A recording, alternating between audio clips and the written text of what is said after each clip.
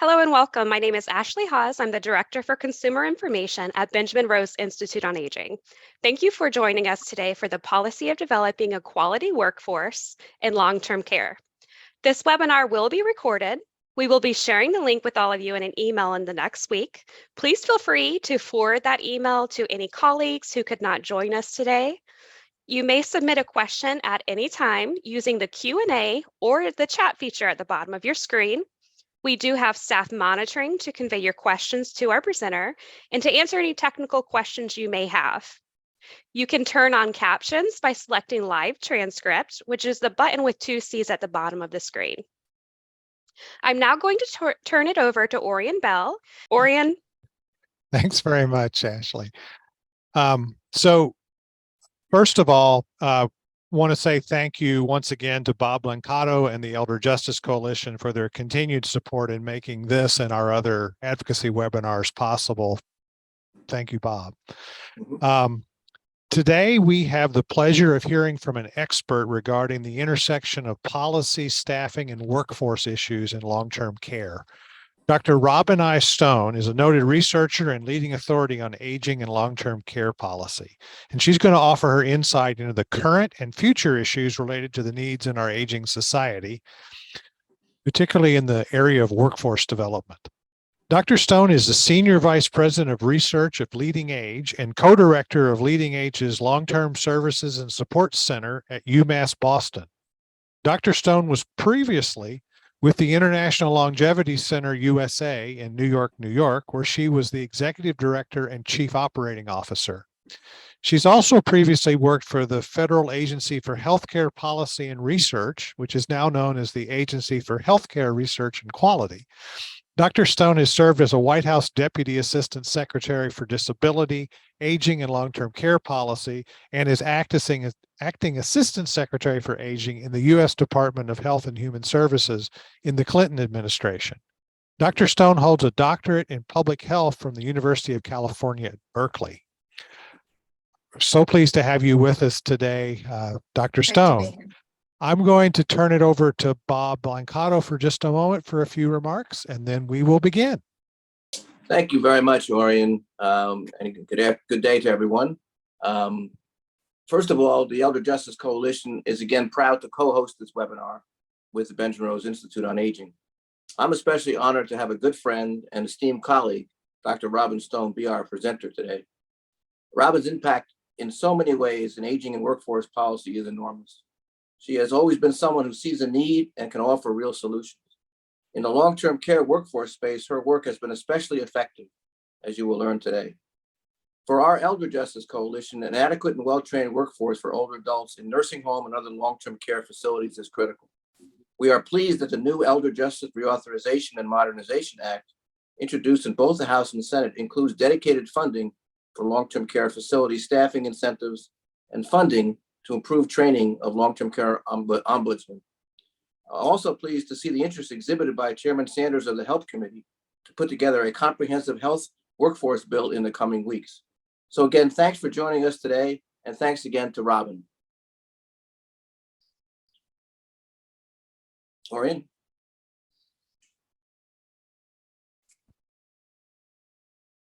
Dr. Stone, you're actually muted.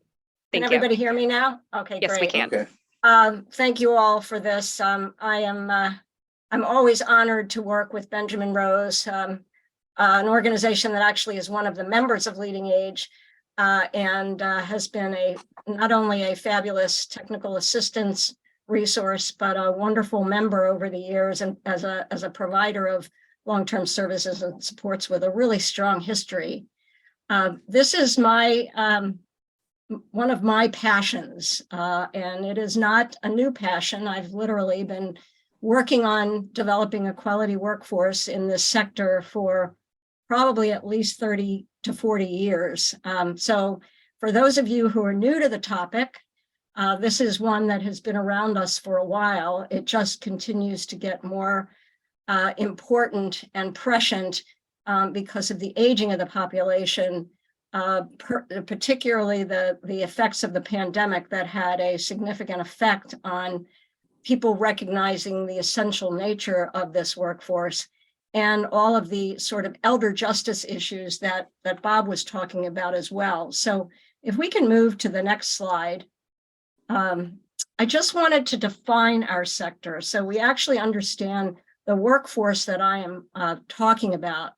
In the long-term care or long-term services and supports space, and if you can move back to the last slide, hopefully it won't move for us.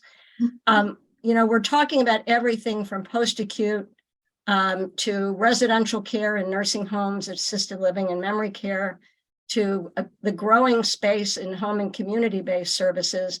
But then also we talk about this workforce working in supportive services like transportation and meals, independent living, including market rate as well as subsidized, and care and service coordination across all of these settings, and with acute and primary care. So if you think about this workforce, it's extremely diverse, and it involves quite a few settings.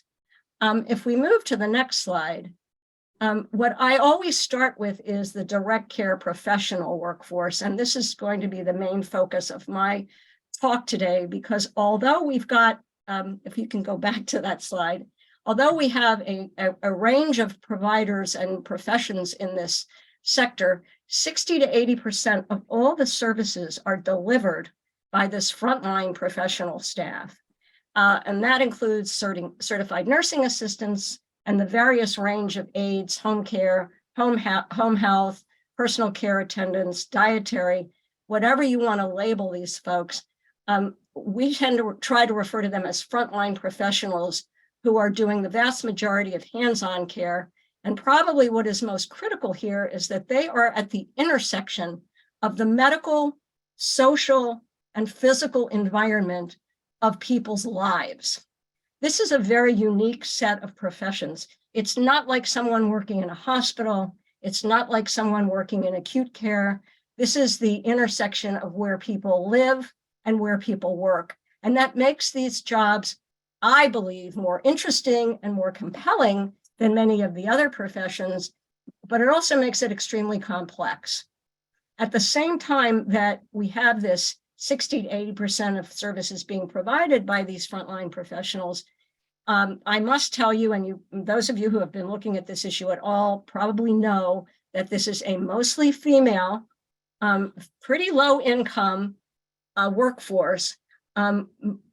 Much of the workforce are people of color and immigrants. So while these are probably the most important frontline staff in this sector, they are also the most vulnerable of our professional staff in this workforce. And let's move to the next slide. Just to talk a little bit about the long-term trends, we are seeing and will continue to see an emerging care gap. And this became extremely complicated after COVID, during COVID and after COVID. We had already seen tremendous worker shortages before COVID hit, but once COVID hit, we have been seeing significant workforce shortages, whether it's frontline, nurses, social workers, other professions. The care gap is growing just at the time that we're starting to see the baby boomers age and really have a demand for much more care. A second trend, of course, as many of us know, is that there is a growing shift from institutional to in-home and community-based settings, and a need for the development of this workforce in a much more organized and standardized way than we currently have in the United States. We also are seeing, and will continue to see, a much more ethnically and racially diverse older adult population as well as staff. As I said, in this workforce, staff is much more likely to be non-white. At this point, about 80% of folks in the LTSS system are white, but the distribution of the racially and ethnic diversity among consumers is growing. We're seeing tremendous growth in the Hispanic or people of Hispanic origin who are needing long-term services and supports, as well as African Americans, Asians, and Native Americans. So this growth is going to add to the complexity of the need for a culturally competent and savvy workforce. And then in addition to that, we have a more highly educated and demanding older adult population that is putting more pressures on this frontline workforce as well.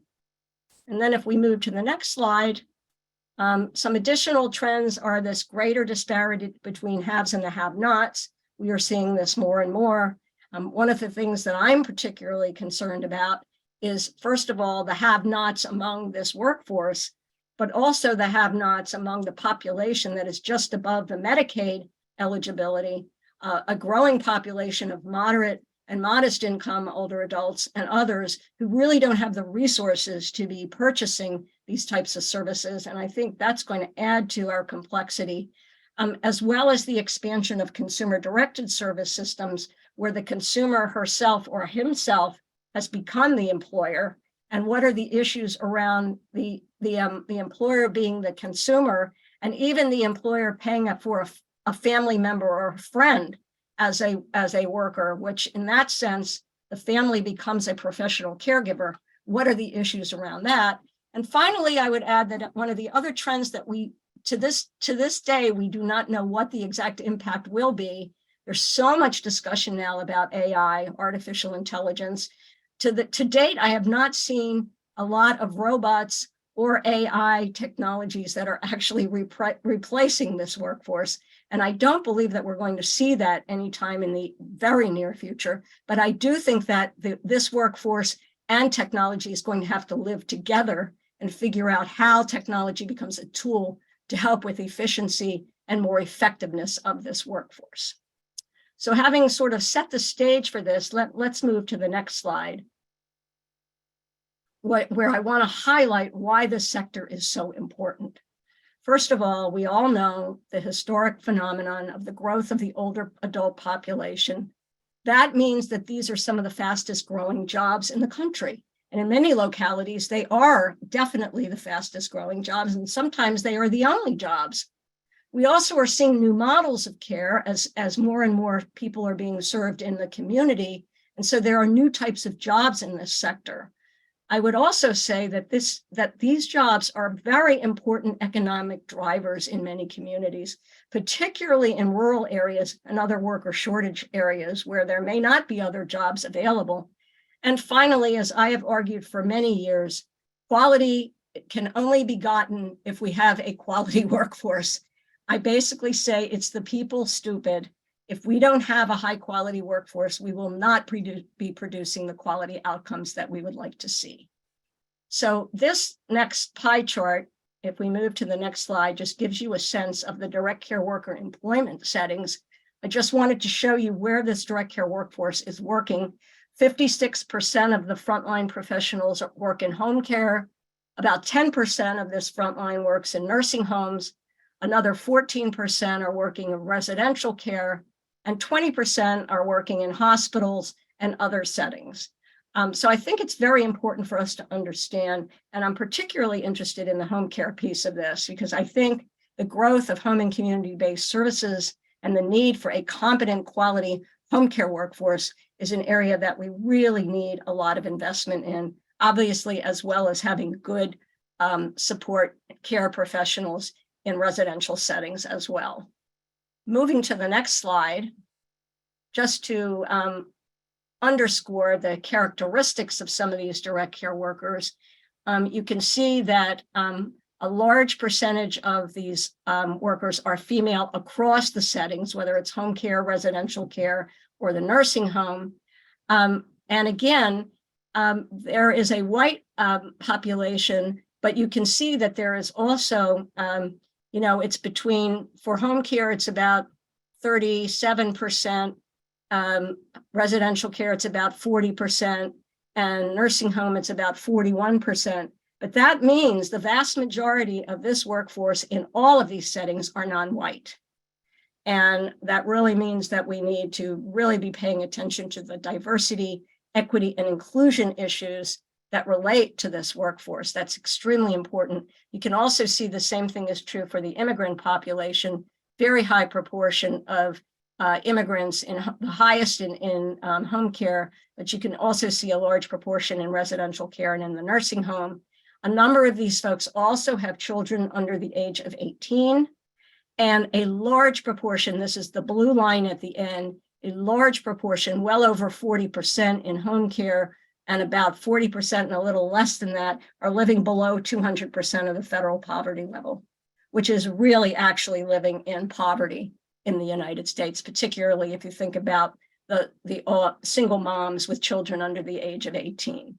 So this shows you how vulnerable this population is at the same time that they are providing the vast majority of services for all of the people that we care for in this country. So let's move to the next slide.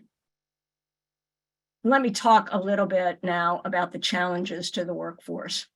So we've got both recruitment and retention challenges. And I would argue that if we paid significant attention to retention, we would not have as much of a challenge around recruitment.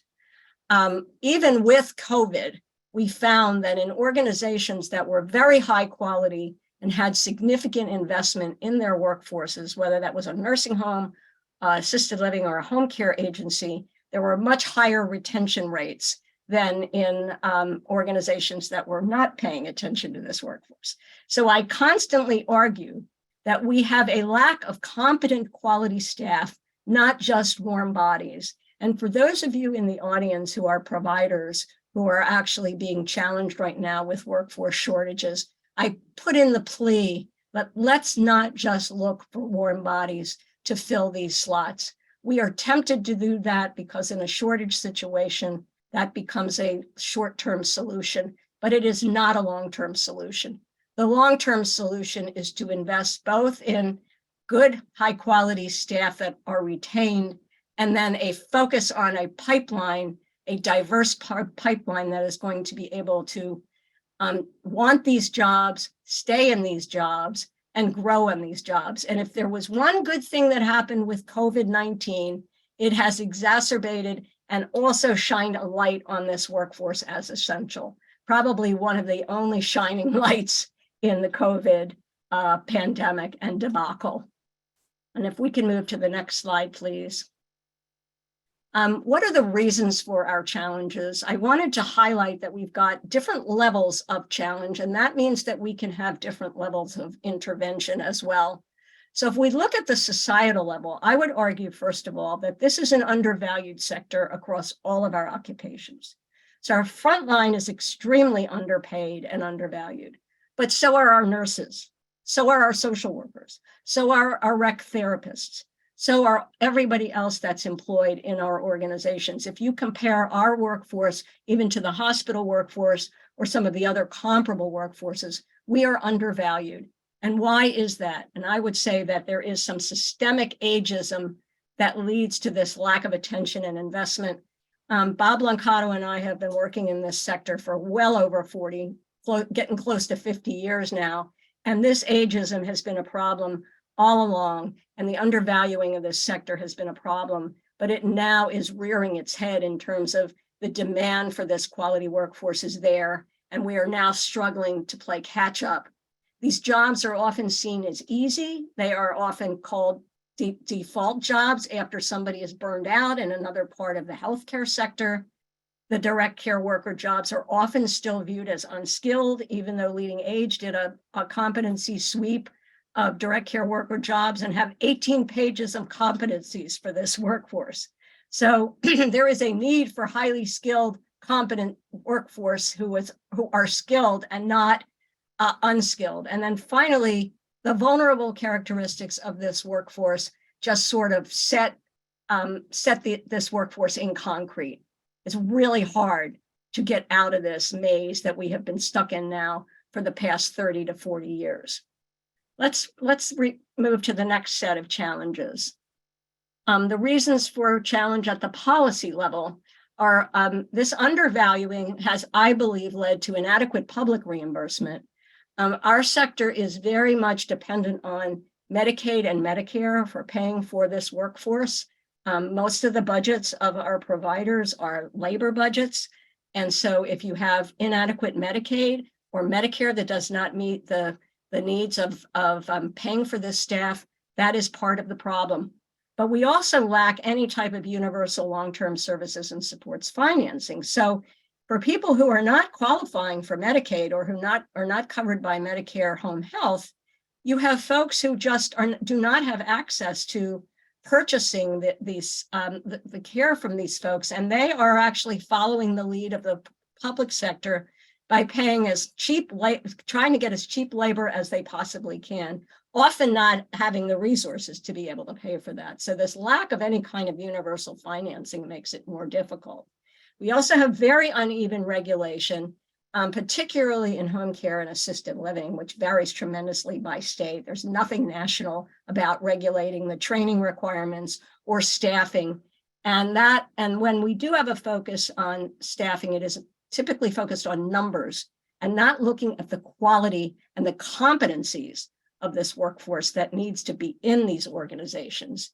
There's the lack of standardized competency-based training requirements. So this makes it very difficult to professionalize this workforce, and a lack of workforce development to actually support and grow these occupations. I was on the Department of Labor Commission on Apprenticeship for many years, representing the home care and LTSS sector. And it was so difficult to keep these jobs on the apprenticeship radar screen, again, because these jobs are seen as unskilled, undervalued, and having no growth potential. Unless we change the framework for understanding what these occupations really are, I believe it's going to be very difficult for us to move beyond the margin in terms of professionalizing this workforce and shifting the way in which we monetize these jobs. That then builds on the problem of the lack of opportunities for career advancement. And the only career advancement that we see is a nursing career. And the truth of the matter is that we've done interviews with many aides across the country. Most of them do not want to become nurses. They are not interested necessarily in nursing, but they are interested in other occupational advancements in management, in social work, and behavioral health. We have to have a much broader view of career advancement if we are going to be creating the pipeline that's really going to grow these jobs in the future. And then finally, given the fact that we have a large proportion of this workforce that are immigrants, our continued uncertainties around immigration policy really plague us. I think we have a lot of opportunities with incumbent immigrants and also with the refugee populations that are coming into this country. But we have to have very intentional and supportive policies around how do we use immigration policy in a positive way to support the growth of these jobs, the support of good occupations, and then the advancement of individuals, either through career lattices or career ladders. So that's the policy level challenge. Now let's move to the next level, which is the challenges at the workplace level. So I never like to put all of my anything in one basket. So there's a policy basket and there's a society basket, but there's also a lot of things that providers, organizations, agencies can do. And I do not think that we've done enough. The number one reason why people leave the workforce is because of their supervisors.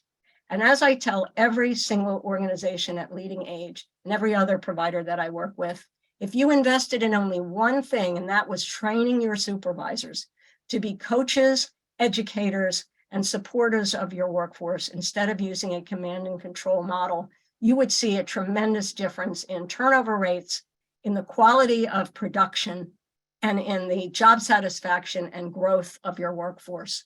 So the quality supervisors are a problem. Low wages also are a significant problem. Look at this, we're talking about in 2023, an average of $14.27 across all of these settings. That's a travesty in this day and age. And those dollars have gone up because of COVID, but they do not meet a living wage standard, and they certainly are not meeting the inflationary challenges that most communities have right now. So in addition to those two major factors, we also know that we have very inadequate onboarding and in-service training of this workforce. So we bring people in, particularly on the home care side, and we throw them to the wolves without actually supporting and investing in the workforce in any substantial way, which adds then to poor working conditions and job design, the lack of teamwork, the lack of involving CNAs, home care aides, personal care attendants in the teamwork that is essential. Remember, these are 60 to 80% of all the hands-on services is provided these folks. I very rarely see them in a nursing home huddle. I never see an aide involved in a home care planning exercise. These are just the types of things that need to be front and center if we are going to grow this workforce. So those four are essential. And then obviously one of the variables that comes out in all of our studies and others as well is this lack of career mobility. And it doesn't necessarily mean that everybody wants to advance laterally up the ladder, but they want to advance as specialists. They want to grow their knowledge. They want to become dementia specialists or behavioral specialists or med techs, or maybe aides in oral care. There's a whole lot of areas that we could be working in. And those jobs, as those specialties become more prevalent, we actually also need to be paying for those ladder moves, both the lateral moves and the horizontal moves and the vertical moves. Both of them have to be compensated. And then finally, we have to look at our benefit structure.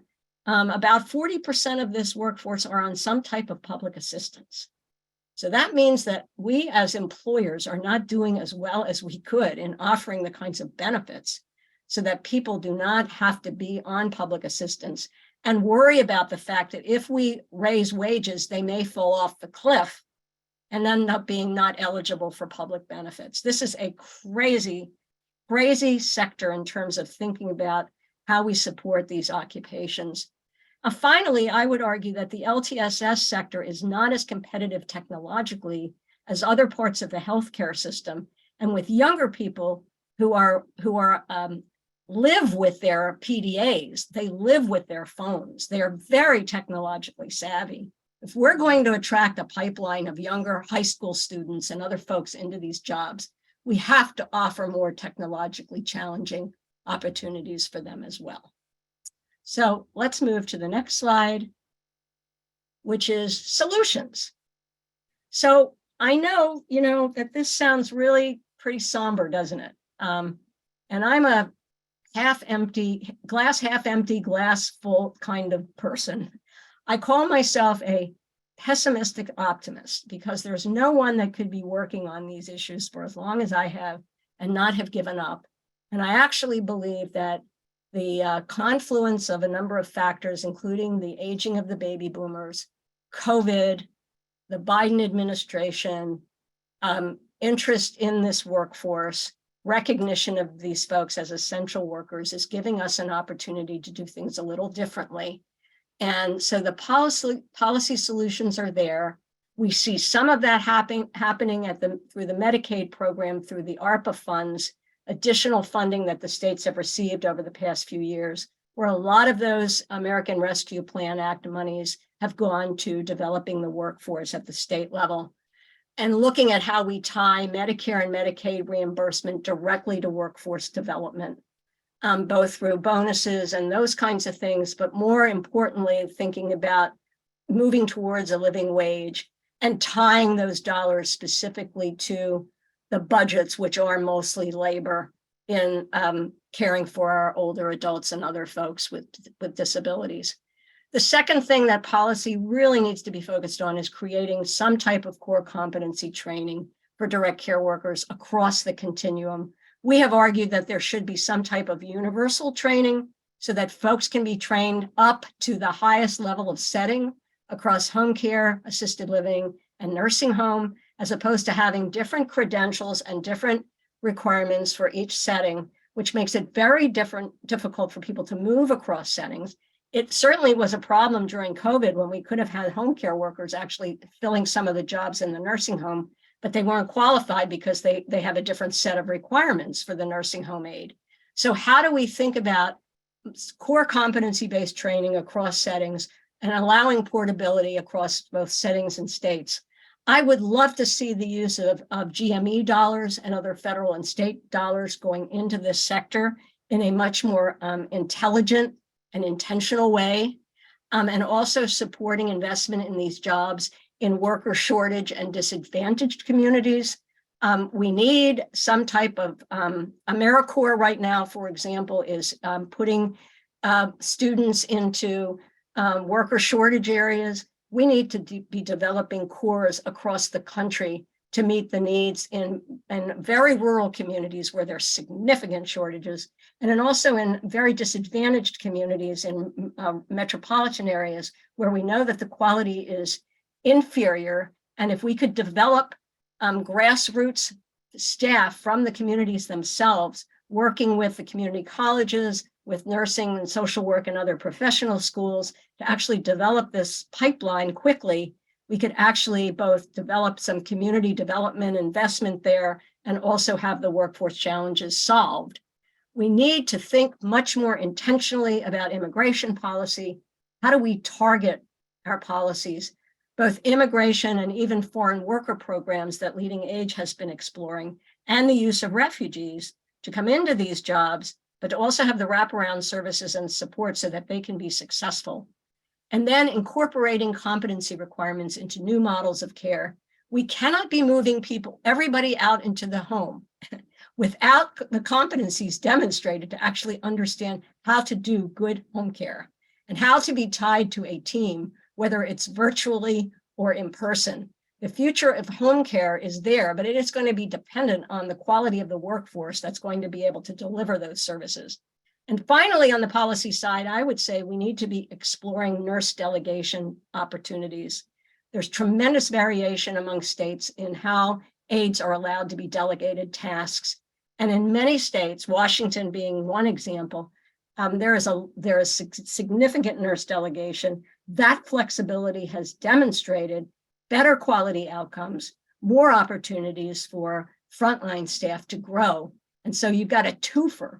You're actually growing the staff, you're filling jobs that don't need to be done by nurses and others, and you're in essence creating an ecosystem that is much healthier. So nurse delegation is one of these policies that really needs to be paid attention to. And I would argue social work and some of the other professions as well. Moving to the next slide. What are our educational solutions? So what do our educational institutions need to do in our communities at the state and local level across the country? Number one, if we don't have the faculty to train people either to be good supervisors in these organizations or to actually train frontline at various levels, then we're not going to be able to produce the quality curricula, and we're not going to have any ability to actually grow this pipeline in any significant way. And faculty, the lack of faculty, particularly with LTSS expertise, is significant in this country. In addition to that, we have to have quality clinical and management placements. So the schools need to have the good curricula and the great faculty, and they need to be partnering with our organizations in the communities, whether it's nursing home, assisted living, home care agencies, and they have to have really great placements. If a student gets turned off by a setting or an experience, that's the end of it. And we know that where individuals have gotten great placements, they are much more likely to be excited and to stay in this sector. So those partnerships are going to be essential. We also have to have the educational organizations as part of these career ladder opportunities. And as I said, it's got to go beyond nursing.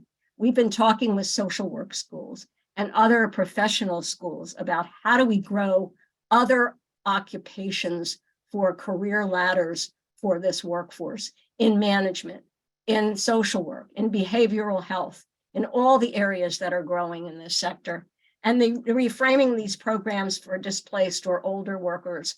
I believe, home care workers on average are in their late 40s. This is a fairly old workforce to begin with. And I think that if we had the type of reframing around shared job opportunities, ways for older workers to remain in the workforce, and then opportunities for folks who may have been in the hospitality sector, for example, to move into these jobs, we may have a way of thinking more broadly about creating better pipelines, and then new focus on high school students and AmeriCorps as well. So now let's move to the workplace solutions. So how do all of us as providers, whether we're a nursing home, an assisted living, or a home care provider, what do we do in terms of being part of this solution? First of all, we have to recognize that we are all employers. In addition to providing care and services, we employ thousands and thousands of frontline care professionals and others, and we have to become employers of choice.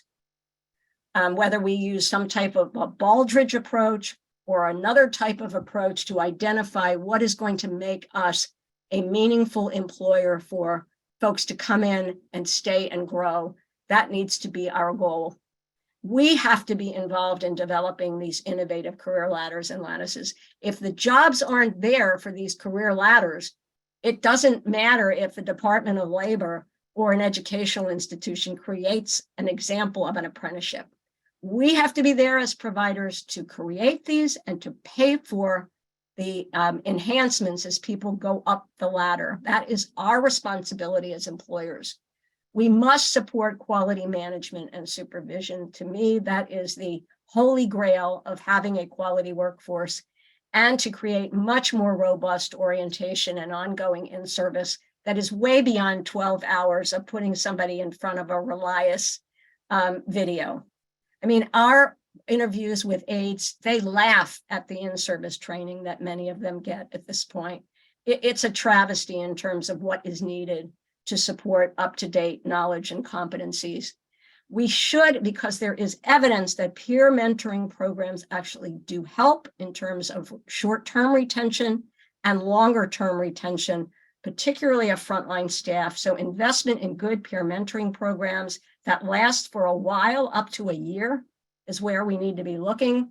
And then how do we use technology to support and complement these frontline folks?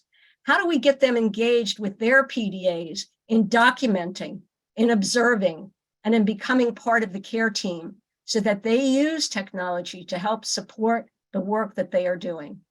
I believe that there's a lot of opportunities here. So with that, with challenges in front of us, and then with some of the solutions that I have laid out for you as well, let me go to the next slide. I just want to give you a little bit of a flavor of one of the findings that we have from a report that we did a couple of years ago at the beginning of COVID, which was called Making Care Work Pay.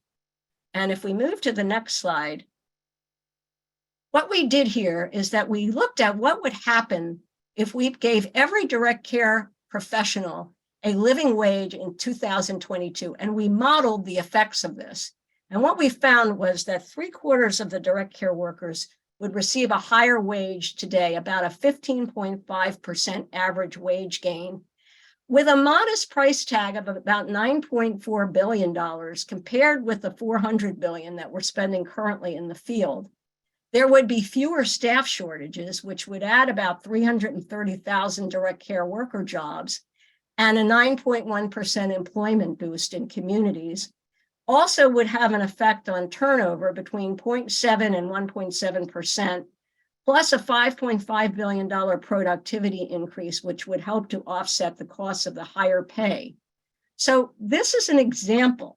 I mean, the proof is in the pudding of how we get to a living wage. And one of the things that our group has argued is that we need to be working in local markets to have discussions with local stakeholders about how do we actually get to a living wage, because you don't set a living wage at the federal level or at a state level. You have to set it at a local level. You have to have people who are committed to figuring out how we make sure that these vulnerable people are getting the kind of wages that are going to allow them to be true professionals. And they, at that point, are going to have revenue that's going to go back into the coffers of state and local communities. It's a win-win for everyone. But it's got to start at the local level. I am increasingly convinced that we have to have discussions with providers, with worker organizations, with consumers, with chambers of commerce, with other businesses, with local officials to say, what is it going to take? How much money do we have right now? Do we need to raise taxes? Do we need to raise local levies, which we have seen in many communities? People are actually interested in doing that if they see that the money is going to go to the folks who are actually going to care for our loved ones. So that discussion has got to happen at the local level. And I highly recommend that everybody start getting to their local folks to have some real discussions about what would a living wage mean. And it is a journey. It's not a destination, because that marker is always moving. But even when staff start to see that organizations care about them and are trying to move towards a living wage, that is the beginning of the solution, I think, for everyone. If we move to the next slide, I do want to say this is the second piece of this, paying direct care workers. And I said this enhanced direct care worker financial well-being, but you would be doubling the workers who have some type of retirement savings, and you would also be reducing the use of public assistance as well, if we can figure out this cliff issue. If people just fall off of the cliff because they have higher wages, but they don't have the benefits built in, that's why the discussion of this living wage also has to include, what do we mean to have viable benefits for this frontline workforce as professionals in our organizations? And if we move to the next slide very quickly, what are our opportunities right now for looking at some of these solutions? Well, as a researcher, I can't help but say that I do think we have a lot of demonstration and evaluation opportunities. I think we ought to be looking at comprehensive practice interventions. At the employer level, not one solution is going to solve our problems. It's not going to be just an increased wage. It's going to be increased job design, better supervision, opportunities for teamwork, development of career ladders.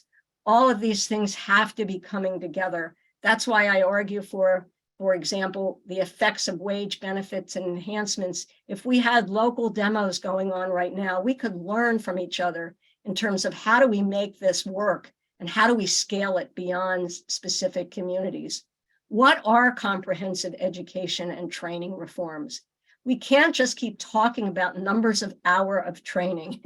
You know, I've heard a lot that, dog groomers get more training than a direct care worker. I agree, that's a real travesty. But the truth is, what we need to know is not the hours of training, but what are those competencies that need to be there?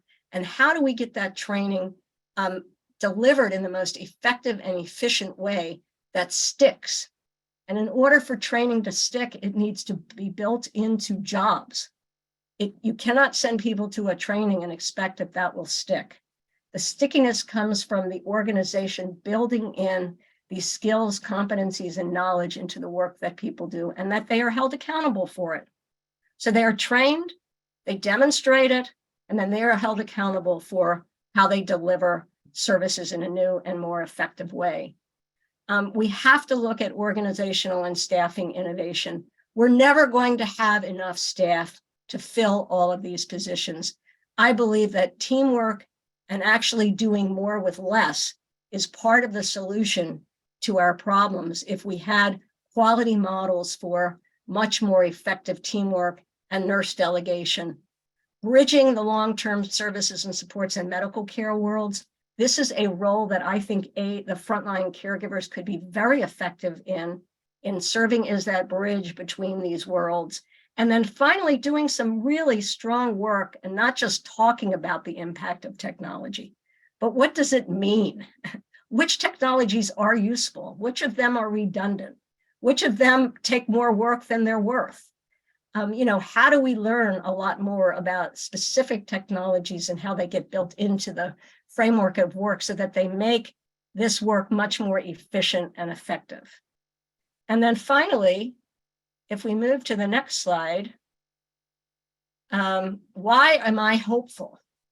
Well, there's a number of reasons. First of all, we have seen increased attention of the issues around this workforce at the global level. This is not just a concern of the United States. The World Health Organization, the UN, we have our own global aging network at Leading Age. There are a number of organizations that have been focusing globally on the development of this workforce because of the immigration and sharing across the countries. This is a global issue. It's actually a global trade issue. We have seen increased attention at the federal and state level, certainly, and this impact of ARPA funds. The more that we see what happens actually with the money, what happens? What are the effects of all of this money that's being spent on workforce development? The Department of Labor has a new emphasis on apprenticeship programs for this workforce. ACL has created a direct care worker resource center. And the NASM, the National Academy of Science, Engineering, Science, and Medicine report on moving forward the recommendations for nursing home reform has a lot of attention to this workforce. And finally, I would say that because I believe there is structural racism in our LTSS system, the national attention to systemic racism, inequity, and disparities is raising the flag to pay attention to this workforce in a new and unprecedented way. So with that, I'm going to close and open it up for some questions, and hope that you all have learned something. Please avail yourself of our, we have a website, www.ltsscenter.org, that has a lot of workforce resources on it. Please take advantage of it. It's open to all of you. And let's hope that we don't have the same discussion 10 years from now. I would hope that we will be moving exponentially to develop these jobs as true professions. So thank you very much for this opportunity. Thank you, Dr. Stone. We appreciate your in-depth and insightful presentation. We have had a lot of very positive feedback come through in the chat, and we also have several questions. So as a reminder, if you do have a question, you can type it into the chat, or you can also enter it into the Q&A. So to get us started, there was a question that came in about cultural competent training. So they said, what and where are the opportunities for cultural competent training? I think that is an absolutely terrific question. And I would add to that there is a need for cultural competence training across staff, between staff, with staff and people who are being served, whether it's a nursing home resident or an assisted living resident or a home care client. The need for cultural competence goes so deep into our organizations. And when we first started doing this work, and particularly looking at things around culture change, we actually wanted to see what was happening with cultural competence. And in many ways, it seemed pretty superficial. Using our own members as examples, many of them would tell us that we have parties where everybody brings potluck meals and talks about their backgrounds and things like that. And that is a very superficial way of thinking about cultural competence. We had a fabulous project with our Better Jobs, Better Care demonstration that we did a number of years ago, where there was a study done of supervisors who were not getting great, developing very good relationships with their frontline staff. And in this situation, the frontline staff were from Vietnam and a number of other Asian communities, and they just couldn't figure out what was going on. And when they dug a little bit deeper, some of what was going on was actually body language. And the example that was used was the supervisors were thinking that the aides were not paying attention to them because they never looked them in the eye. And once they learned that this is a way in many Asian cultures, not looking you in the eye is actually a form of showing respect, it changed the whole dynamic of how the supervisors and the frontline staff work together. And it showed us the nuanced elements of cultural competence in terms of everything from understanding cultures, understanding attitudes towards aging, death, and dying, the taboos around or lack of taboos around dementia, for example, the way that dementia is defined in different cultures, body language and spatial dimensions around culture, as well as understanding the various ways in which various cultures approach care and approach delivery and relationships with residents and consumers. And similarly, having a primarily white consumer base, understanding the tremendous diversity in the workforce and the unconscious bias, and as well as conscious bias that is demonstrated in these organizations. I do not have one tool. We have a number of tools that you can find on our website and some other resources around cultural competence. But what I would say is that cultural competence is the essence of much of the work that needs to be done in good, healthy work environments, because we have such a diverse frontline staff. The other thing that I would say very quickly is Leading Age has a whole activity right now around developing leaders of color, and particularly bringing our own network of leaders of color into a group at Leading Age to look at how do we grow the diversity of managers and C-suite staff. Because if frontline staff do not see themselves in leaders, it's very hard for them to see opportunities for growth. And so as you think about cultural competence, you also have to think about what is the cultural competence of your entire organization, your boards, your C-suite, your frontline and mid-level managers. It's really a whole package. Thank you, Dr. Stone. It looks like we have time for one last question. So we had a participant that asked a really great question. They were wondering what suggestions you have for people in the field, how they can advocate for policy changes on both a state or a federal level. I think that's a great question. One thing that I would suggest is that there is growth, there is strong advocacy in volume. And one of the things that I think needs to come together is the advocates for family caregivers and direct care professionals, I believe, need to come together as a group to advocate for professional service delivery in the sector, because it's that team really that's going to make the difference in terms of the quality that is made. And right now we have strong advocates for family caregivers, and we have some advocacy from different groups around direct care workers. But I do think that they need to come together as a force. The other is that we need a strong consumer voice. I mean, if a consumer is not demanding a high quality, competent staff that is well paid because they're remunerated for their high quality work that they do, and not just because it's the moral imperative. I think that we need much more advocacy. There needs to be an acknowledgement that consumers need to be advocating for this. And that also means that they need to recognize that we're not looking for cheap labor here. We're going to raise the bar. The bar is going to go up for everyone. And somehow the dollars are either going to have to be redistributed, or we're also going to have to find some new money to make this viable. But the consumers need to have a voice beyond their own advocating for themselves, but also recognizing that they're not going to get quality without this quality workforce. Thank you. So, Dr. Stone, we'd again like to thank you for joining us today and for Happy sharing. to be here. We appreciate all of your really great information that we shared. I know that there were some questions in the chat that we didn't get to, so we will get your email addresses. And sure, I'm always happy to respond to anybody, so please feel free to reach out to us. Thank you. So we will make sure that those questions do get answered. Fantastic. Thank you.